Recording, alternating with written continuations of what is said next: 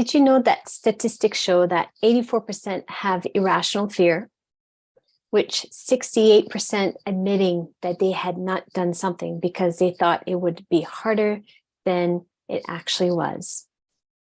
Another statistic shows 76% of people, their number one regret is inaction, not living their ideal self. Quote, I wish I'd had the courage to live a life true to myself, not the life others expected of me. Do you find yourself in this statistic?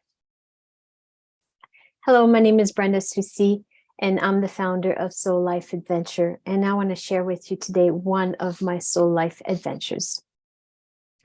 So one day I saw an ad that it said meditation, yoga, and trekking in Nepal. My passion is traveling and hiking in high mountains. I did not know how or which mountain, but there it was. It was around the same time I was turning 40, and I wanted to prove to myself that I was still capable to do what I put my mind to. And this is how it looked like. 10 days in the Annapurna mountain range in Nepal, sleeping in Tibetan tea houses with no heat, no hot water, and a required limit of a 20-pound backpack, respectful of the Sherpas. Not comfortable at all when you think about it. So when I saw this trip, though, my heart expanded and I made a decision.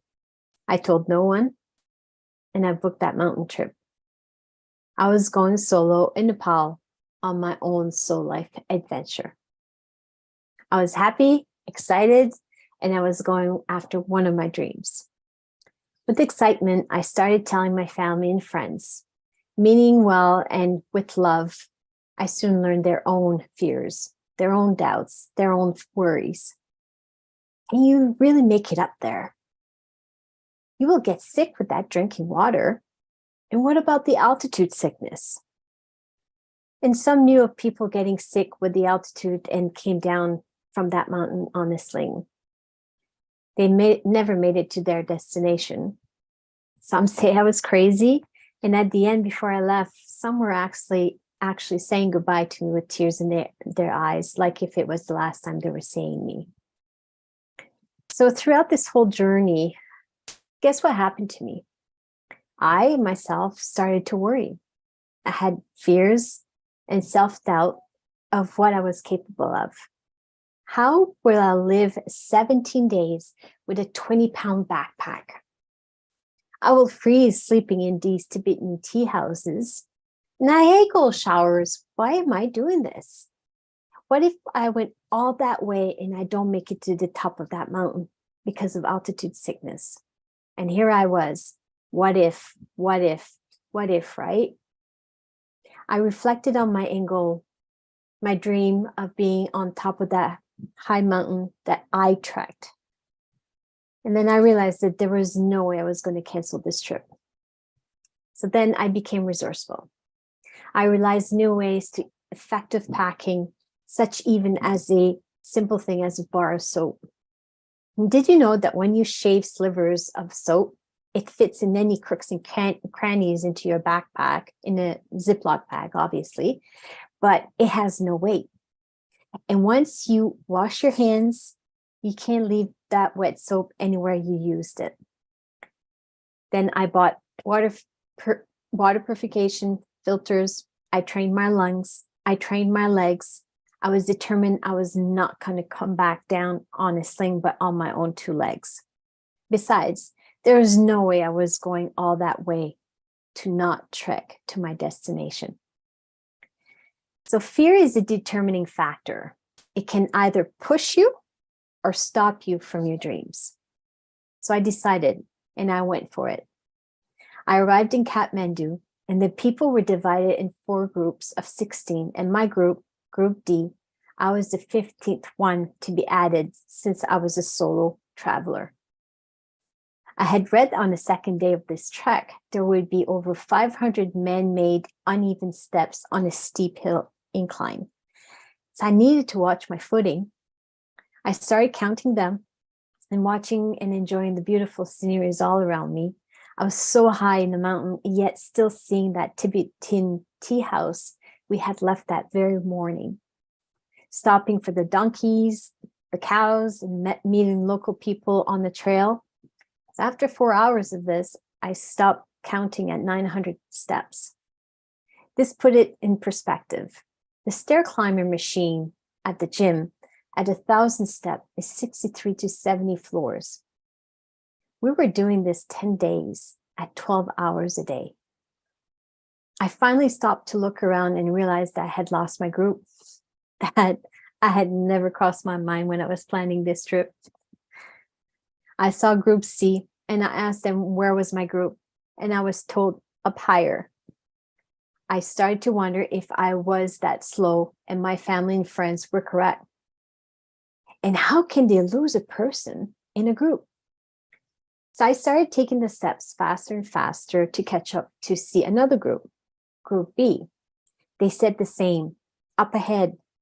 I fear I was really lost. And I started faster and faster going up the hill. I lifted up my head and I met face to face with one of the Sherpas from our group. And he was breathing heavily and drenched as I was. And he went, "You." And I went, "You." And he was not happy that I had left the group. I was not happy because they had lost me, right? So he brought me to the first outdoor resting spot of the day, only to see Group A had arrived. I sat there for 1 hour and a half to see all the groups arrived one by one. I was drenched with sweat and now cold, sitting there, like a little girl who did something very, very wrong. So the last group to arrive was obviously my group, Group D, and my guide gave me the talk, how to walk on a mountain side. So I realized that I was capable, that my lungs, my legs were going to take me to the top of my mountain. So after this little episode, though, I realized that the guide instructed the Sherpas to take their turns with me at my own pace in the front, as I continued enjoying the scenery, the mountain, the nature, and discovery of how people live. On the morning of arriving to Poon Hill, we woke up at 5 a.m. to trek 45 minutes in darkness. It was one beautiful light of headlamps in front of me and in the back of me. And I felt my heart expanded, happy, proud, exhilarated at the same time. Tears were rolling down my face when I was feeling that feeling inside myself. Once we arrived at the destination height of 3,210 meters, which is 10,500 feet, we waited for the sunlight. The sun started to appear and it revealed that we were above the clouds. It was showing us the most beautiful, amazing views of the White-Cap Mountains.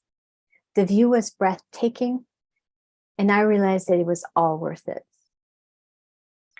I worried and I feared words of others and of my own mind.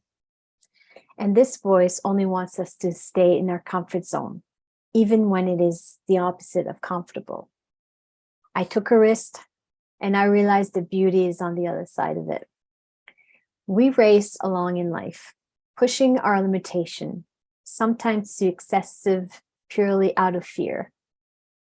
Fear can propel you in a good way, and it can push you hard and make you sweat, sometimes unnecessarily, like I did. Fear can make you stop and think, temporarily alter your plans. It can make you give up altogether.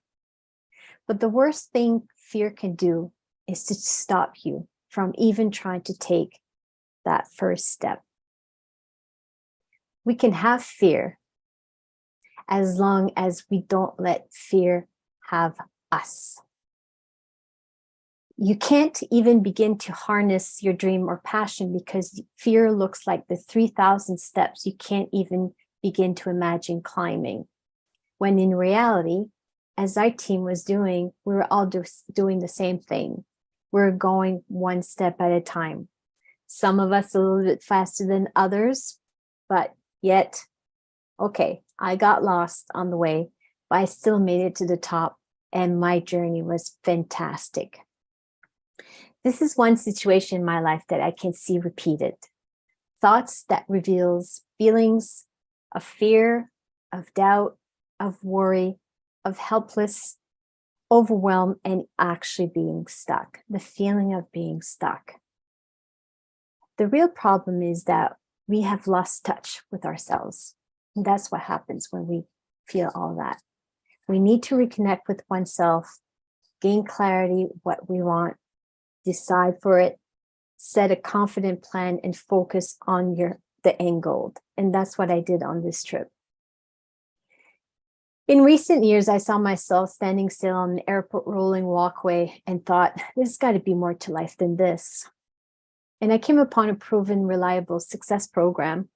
Now I now recognize that, unaware of the time, principles that did lead me to the top of that mountain.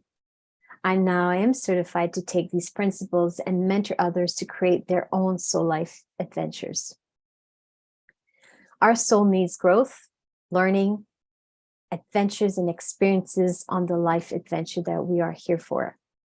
What is it calling you to do on this soul life adventure? If I would have had these tools much earlier in my life, I do believe I would have sped myself ahead of so many new opportunities that I've missed. And I dare not to repeat this in my future. I now feel obliged to lead and guide others with this transformational mindset, structure, and support. One of my beliefs is each one of us is far more powerful and have more potential than our situation, our circumstances, and our conditions. My mission is to empower you to create a life that you love, to ignite your soul on this soul life adventure. You can do anything you want if you let yourself. Remember, life is a choice and your future starts now. Join me December 14th and let's start your soul life adventure together, and visit my website at soullifeadventure.com. Thank you and have yourself a good evening. Bye for now.